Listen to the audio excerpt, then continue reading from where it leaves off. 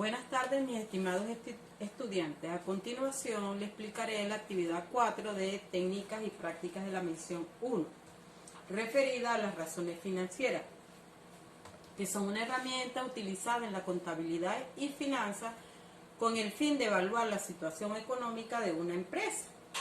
También son conocidos como indicadores financieros que hacen parte del análisis financiero. Para ello, se requiere el uso de los estados financieros, en este caso balance general y estado de resultados, llamado también estado de ganancias y pérdidas. Vamos a trabajar con las razones de liquidez que sirven para identificar la capacidad que tiene la empresa para hacer frente a sus obligaciones financieras a corto plazo, a medida que éstas vencen. Para ello es necesario conocer algunos conceptos como lo que son los activos corrientes, que no son más que los circulantes, porque se convierten en dinero en menos de un año. Por ejemplo, las cuentas por cobrar, los inventarios, entre otros. Y están los pasivos corrientes, que son las obligaciones o deudas que tiene la empresa que pagar en un plazo máximo de un año. Por ejemplo, las cuentas por pagar, los créditos a corto plazo, entre otros. Dentro de las razones de liquidez está el capital de trabajo, que es básicamente una cantidad de recursos financieros que la empresa necesita para seguir operando y explorar su actividad. Es vital y relevante para la salud financiera y el sostén del negocio, es decir, lo que soporta el negocio. Su fórmula es capital neto de trabajo es igual a activo corriente menos pasivo corriente. Si su resultado, después de aplicar la fórmula, es positivo, quiere decir que la empresa cuenta con los activos suficientes para cubrir sus obligaciones o deudas a corto plazo. Vamos a explicarlo a través de un ejercicio. Como ya dije, el capital neto de trabajo es igual al activo corriente menos el pasivo corriente. Activo corriente menos pasivo corriente. Vamos a ubicarnos en el balance. Nos vamos hacia la parte donde está el total activo corriente. En este caso son 620.000. Y le vamos a restar el pasivo corriente. Nos volvemos al balance y nos ubicamos donde está el total pasivo corriente. En este caso son 370.000. Cuando lo restamos nos da como resultado 250.000. Quiere decir su interpretación que la empresa es capaz de cubrir sus deudas a corto plazo con los activos. Posteriormente nos vamos a lo que es el índice de solvencia, que es igual al activo corriente entre el pasivo corriente. Entre más alto sea el resultado, tendrá mayor capacidad para pagar sus obligaciones. El nivel óptimo que se establece para este índice es de 1.5 en adelante. Quiere decir que una empresa, para estar sana financieramente, tiene que tener un índice igual a 1.5 o mayor a 1.5. Vamos al ejercicio. El índice de solvencia es igual al activo corriente entre el pasivo corriente. Observamos en el balance que el total de activo corriente es 620.000 y también observamos que el pasivo corriente es 370.000. Cuando dividimos 620.000 entre 370.000 nos da un índice de solvencia de 1,67. Quiere decir que la empresa cuenta con un índice de solvencia de 1.67.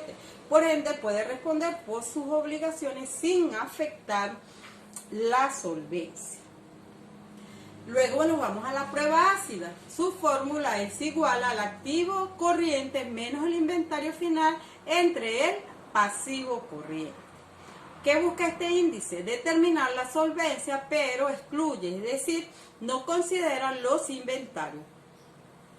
Vamos al ejercicio. La fórmula prueba ácida es igual al activo corriente menos el inventario final entre el pasivo corriente. Vamos al balance.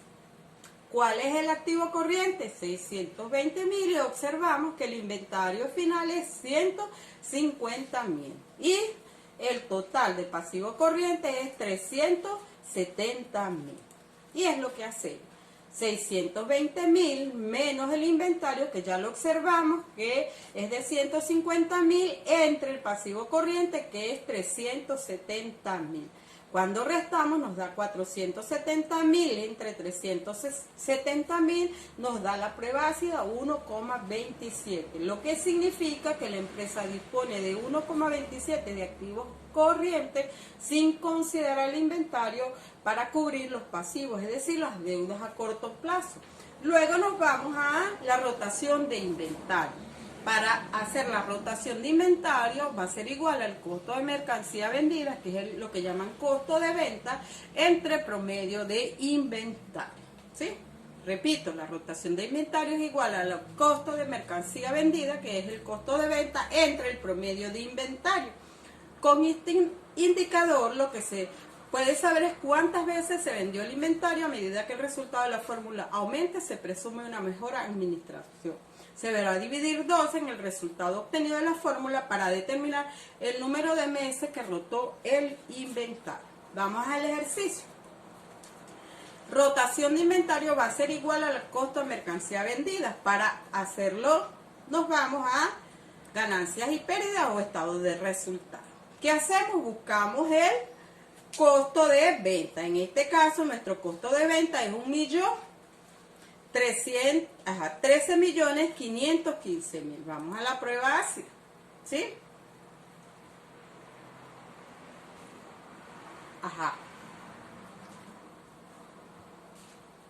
13.515.000, que es el costo. El costo, volvamos allá para volverlas a explicar. ¿Cuánto es el costo de venta? 13.515.000. ¿Sí? Aquí está. Entre promedio de inventario. Se preguntarán ustedes cómo se hace para hacer el promedio de inventario. Aquí se los explico. ¿Cómo se hace? El promedio de inventario va a ser igual al inventario inicial más el inventario final entre 2. Para eso nos vamos al estado de resultado. ¿Qué buscamos? El inventario inicial de mercancía. Aquí lo observamos que tiene este valor. Y nos vamos al inventario final, que tiene este valor. ¿Y qué vamos a hacer? Vamos a calcularlo. Sumamos los dos, como ustedes observan aquí, lo dividimos entre 2. Este nos dio como resultado 3.250.000. Ya les expliqué de dónde hicimos este cálculo. ¿Ok? ¿Qué hice aquí? El costo de mercancía, ¿de dónde lo saqué? De estado de resultado entre el promedio de inventario. Lo dividí, eso me dio 415.000. ¿Qué hago yo? Divido los 12 meses del año entre la rotación de inventario, que me dio 415, y eso me da 2,89. Como es superior a 2,5, es aproximadamente 3. ¿Qué quiere decir? Que los inventarios se vendieron cada 3 meses. Se concluye que el inventario duró 3 meses en la empresa antes de ser vendido. Nos vamos a la rotación de cuentas por cobrar. ¿De dónde sale esta fórmula? Es muy sencilla. Ventas a crédito entre promedio de cuentas por cobrar. ¿Ok? Como es un promedio, va a ser la suma de las dos cuentas, la del inicio del periodo y la del final del periodo. Este indicador busca calcular el tiempo que tardan las cuentas por cobrar para convertirse en efectivo, es decir, cuánto tardan los clientes en pagar. Para obtener ese dato en meses se debe dividir 360 entre el resultado de la fórmula. Ya les expliqué que el promedio de cuentas por cobrar se podrá calcular tomando el valor inicial del periodo, sumando con el valor final del periodo y dividirlo entre 2. Ok. Rotación de cuentas por cobrar. Ventas a crédito. ¿Dónde vamos a buscar esas ventas a crédito? Esas generalmente aparecen en una nota abajo. Aquí observamos que nos dice del total de ventas netas, el 20% es a crédito. Quiere decir que en este caso son 9.980.000. ¿Ok? Ajá. Observamos en la rotación por cuentas por cobrar, observamos que las ventas a crédito nos decían que son 9.980.000. Luego vamos a buscar de dónde sacamos promedio de cuentas por cobrar. ¿De dónde va a salir? No les explicaba anteriormente, que es las cuentas por cobrar al inicio más las cuentas por cobrar al final. Nos volvemos a ir a la nota que debe aparecer debajo del estado financiero y nos dice que las cuentas por cobrar del periodo fueron de bolívares 150. ¿Cómo hacemos para saber cuáles fueron las del final del periodo? Simplemente nos vamos al balance y buscamos allí las cuentas por cobrar. ¿Y qué nos dice? Que son 200.000. ¿Ok? Ajá. ¿Y qué hacemos? Sumamos 150.000 que fueron al inicio del periodo más 200.000 al final del periodo, lo dividimos entre 2 y eso nos da 175.000, que es lo que ustedes observan que tenemos aquí. Al dividirlo nos da 57,02. Para determinar cuántos fueron los días de rotación, significa que lo vamos a dividir lo que nos dio 360.000 entre la rotación. ¿Cuánto nos dio? 57,02. Eso nos da como resultado 6,31. Quiere decir que son 6. Significa que la empresa se tarde 6 días en recuperar sus cuentas. Vamos ahora a la rotación de cuentas por pagar. ¿Cómo se hace? Compras a crédito entre el promedio de cuentas por pagar. ¿Cómo se hace el promedio de cuentas por pagar? Se hace cuentas por pagar al inicio del periodo más cuentas por pagar al final dividido entre 2. ¿Para qué se hace este indicador? Se busca calcular el tiempo que tarda la empresa en pagar sus cuentas. Para obtener este dato en meses se divide 360 entre el resultado de la forma. Ya lo explicaba que la rotación de cuentas por pagar es compras a crédito entre promedio de cuentas por pagar. La rotación de cuentas por pagar, en nuestro caso, volvemos a la nota que está al final para identificar cuánto fueron las compras a crédito. Nos vamos a la nota. Nos dice que del total de compras netas, el 10% es a crédito. ¿Cuánto fue? 1.201.500. Ajá. Y tenemos que buscar el promedio de cuentas por pagar. ¿Cómo lo vamos a buscar? Igualmente como lo hicimos en las cuentas por cobrar. Buscamos cuál fue el valor al inicio y cuál fue el valor al final. Quiere decir, el promedio de cuentas por pagar es cuánto fue al inicio, que ¿dónde lo ubicamos? En la nota.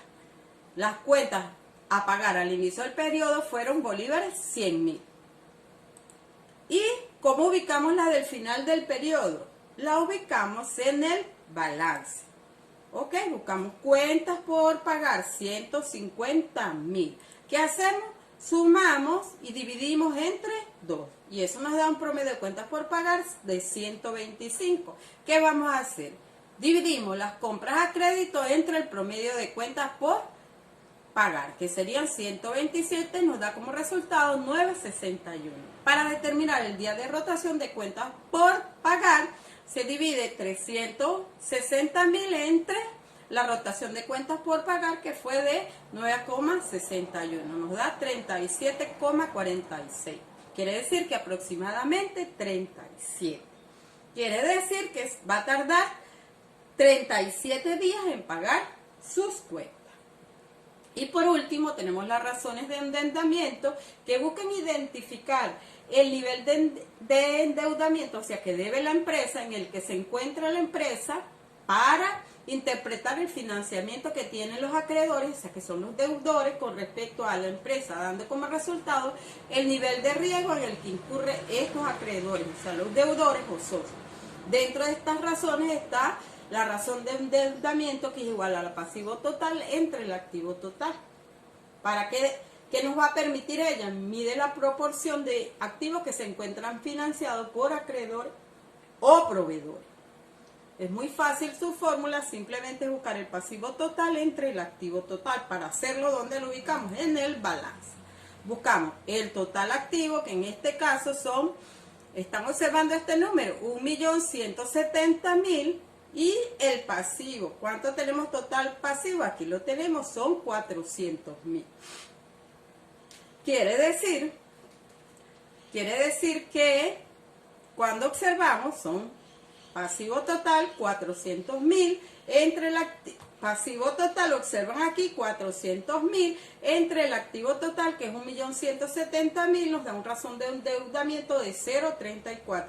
Quiere decir que te están midiendo la proporción de activos que se encuentran financiados por los acreedores. En este caso es 0,34. Ok. ¿Qué es lo que quiero que al final de esta historia,